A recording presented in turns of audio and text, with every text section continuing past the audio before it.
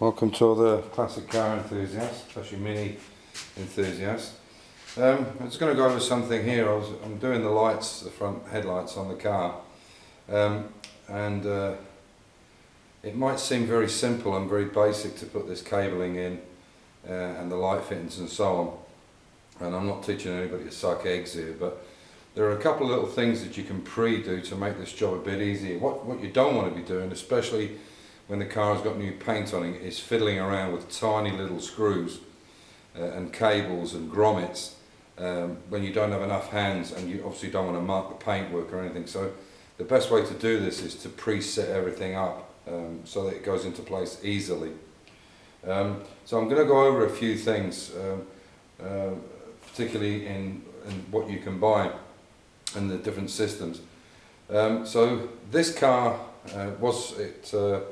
it came with a slightly different system from the one I bought. I bought a new headlights, obviously left-hand drive for this country, and I also bought from Mini Spares in the UK. I bought a new chrome ring gear.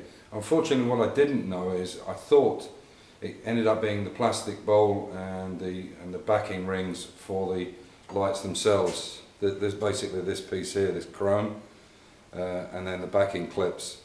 I thought the actual rings came with it, which they sorry, no, this is the bit that it comes with. I thought the actual chrome rings, which I'll show you down there, came with it, and they don't, so I have to buy them now separately. Anyway, so this was the old plastic one that was in it, and you can see the cabling's not too great.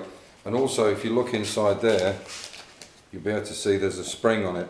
Now these used to have like a metal diaphragm in here, which you put in and then the spring would hold on to it. But the ones from Mini Spares have a different system on them, which I'll show you right now.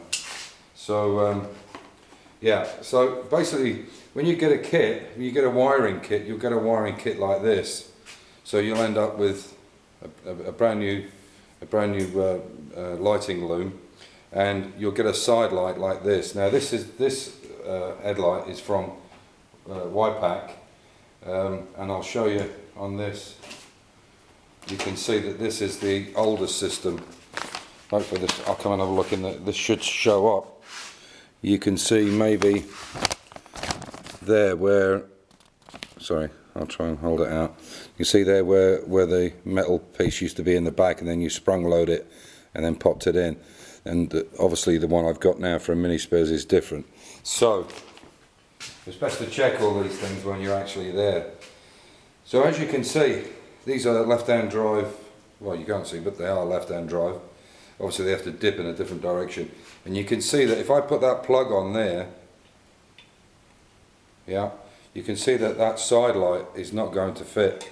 It's not going to fit on there.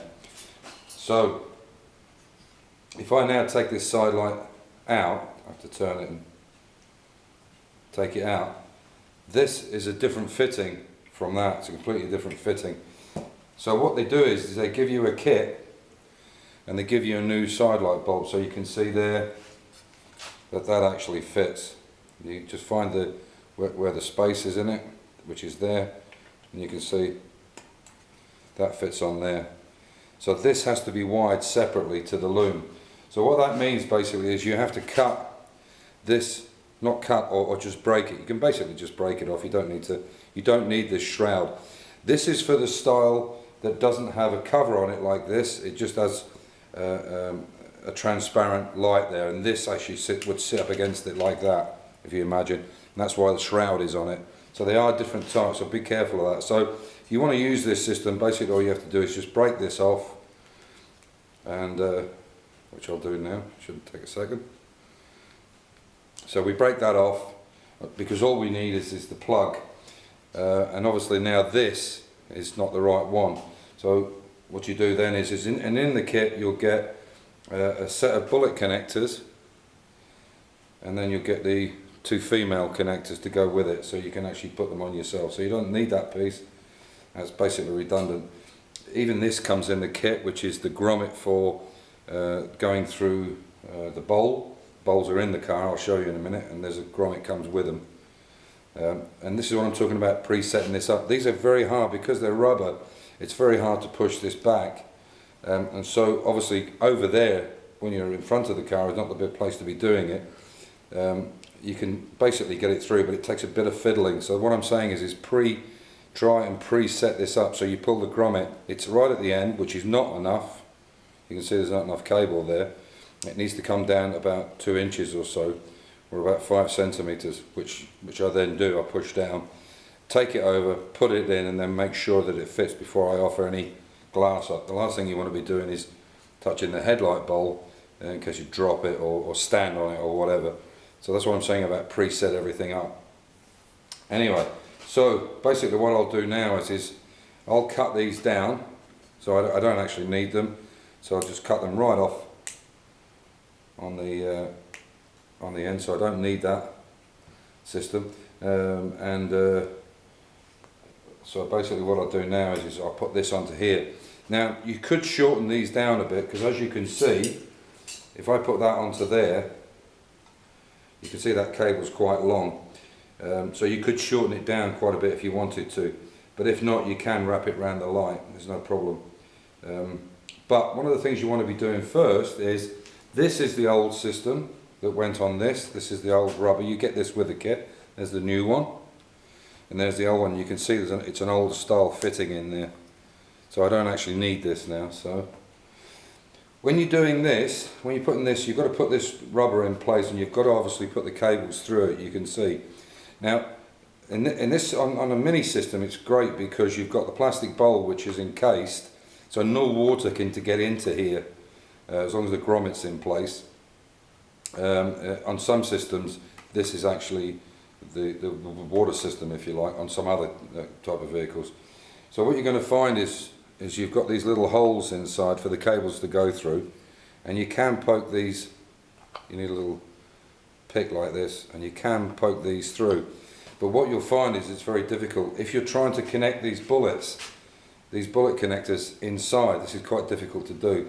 So the easiest way to do it, because it's already internally inside, is just take the little nubbing there, and then just cut this off so it's flush. And then what will happen is you can see now the 2 holes in it. So then all you need to do is just cut across the 2 holes. There you go. And you can see there that can go right across, which is no problem. It doesn't need to be waterproof. That way, when you've put your bullet connector on, you can pop them through easy. You can put 2 through there, no sweat. Because if I try to connect this now through here, it's quite difficult to get it through, even if I open it up. But basically, what I'm saying is if you're trying to connect these 2 cables, I'll just push this through so you can see it. I can do it with one hand. It's actually the wrong way in. Do it right, David? Okay, so I'll just push these through. So I can put them through there. Well, I would be able to do if I... Okay, anyway, maybe I'll put this through, maybe this would be easier. Okay, if I can put that through there, pair of long nose pliers, and then I'll just hold these 2 cables. I'm not going to do it this way, but just to show you that you could do it that way if you wanted to, and just open it up, put your cables on. This is hard to do in front of the camera. Okay, and then you can do it that way. You could pull them through,